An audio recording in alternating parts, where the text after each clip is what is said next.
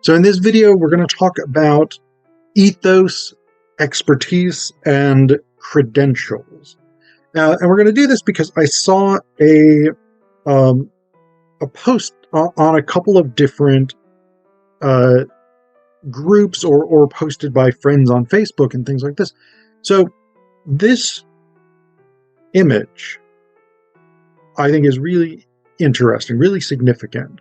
So this is a post from the Tinfoil Awards, I guess. It says, "This may come as a shock to some people, but if you are not an expert on a subject, then your opinions about it really do matter less than the opinions of experts. It's not indoctrination nor elitism, it's just that you don't know as much as they do about the subject." So I wanted to talk about this idea because I think it's really important and interesting. And part of the reason I think that this is really important and interesting is actually because of things that I've seen my students put in some of their papers and some of the responses that I saw in one of the Facebook groups where this was posted. This idea that expertise inherently means a degree. Because that's a thing that I've seen some of my students talk about in papers where, like, they'll be doing, say, a rhetorical evaluation or something like this, and they'll talk about someone's lack of credibility in a particular area because they don't have a degree in this or something like that. Or how a particular person would not be considered reliable, or how, I mean, these sorts of things, really. This idea that, like, this person wouldn't likely be persuasive, so this semester, actually, I'd done a slightly different approach to rhetorical evaluation, where I did an audience profile, where students had to figure out what would persuade a particular group, a particular audience. And one of the things that they had talked about was, one of the things that some students had talked about was that ethos would not be a particularly important rhetorical appeal for this group because they don't necessarily trust people with degrees, or they don't necessarily trust people with an education, or whatever it was. And I saw the same kind of comments in response to this post on the Facebook group. This idea that, like, oh, some people are experts without degrees. Yes, that's true. But that isn't what being an expert means. It doesn't inherently just mean having a degree. You can have a degree and not be an expert in something, and you can be an expert in something without having a degree. But one of the things that matters here is the question of what qualifies as expertise, right?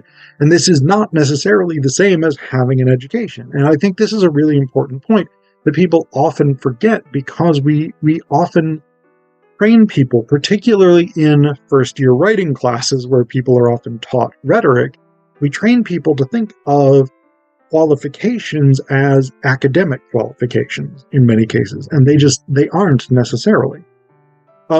In different contexts, what qualifies as credential will differ. So, I mean, if you were, for instance, talking to a group of punk rock enthusiasts, somebody with a PhD is probably not going to carry that much weight, whereas somebody like Jello Biafra or John Lydon might. They would probably be much more trustworthy to that group than somebody with, say, a doctorate in English. That's not going to be considered a credential in that context. And I think that is an important thing to keep in mind. What you are talking about shifts what qualifies as credentials. So if the question is, what's the best strategy for winning a football game? football coach is going to be the person with the best credentials for that. That doesn't mean that somebody else may not be able to do it. That just means that person, that coach in this case, has a certain degree of expertise in this. But the question is, how do you fix the carburetor on your car? A mechanic is likely to have better credentials for doing that. Now, that mechanic may, and I think the mechanic example is a really good one, because that mechanic may or may not have a formal education.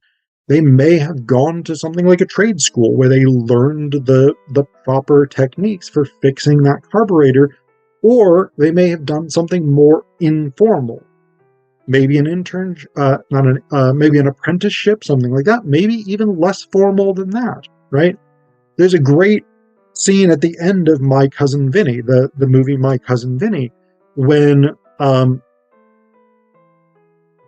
Vinny calls to the stand. I can't remember her name, the character's name, right off the top of my head.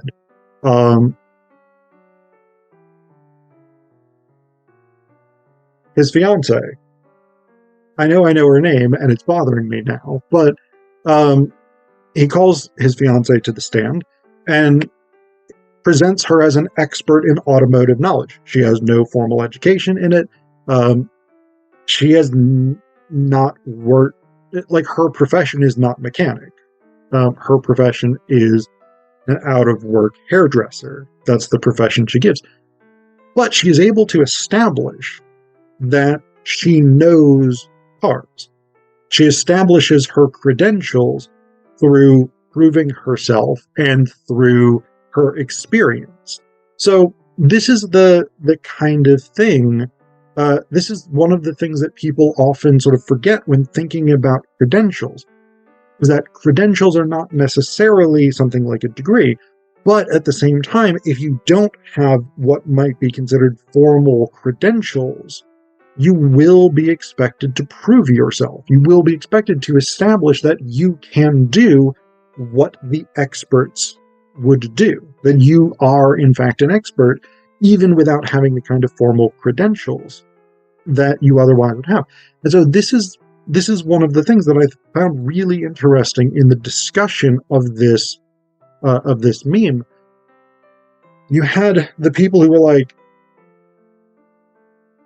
you can be an expert without having a degree, which is absolutely true. But then you also had the people pointing out, yes, but if you don't have a degree or some sort of formal credential, then it is perfectly reasonable for us to assume that you are not an expert until you prove that you are. Is that always fair? No, not necessarily, but there are many, many people who pretend to expertise that they don't have. And so this is worth thinking about. But I think this is one of the really complex and interesting things about the question of expertise and what expertise actually means. What it means depends on the situation that you're in. Different types of situations will count different things as sources of expertise. But if you don't have the qualifications, that particular situation counts as a form of expertise, then you do need to prove yourself.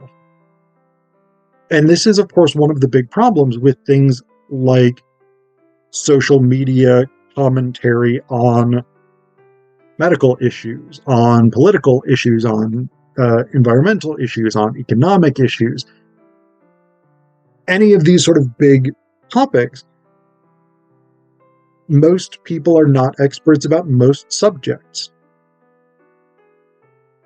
And that's just the way it is. And that's worth keeping in mind.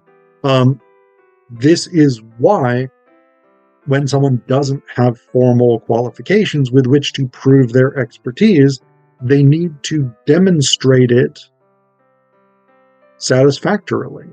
Because there are so many people who express opinions that they're not particularly qualified to express. And if those opinions are in contrast to the opinions of experts, yeah, one of those opinions is more trustworthy than the other, unless there is some other external factor at play. And that does happen as well. But generally speaking, your whole, oh, I'm just an average person with common sense, therefore I know more about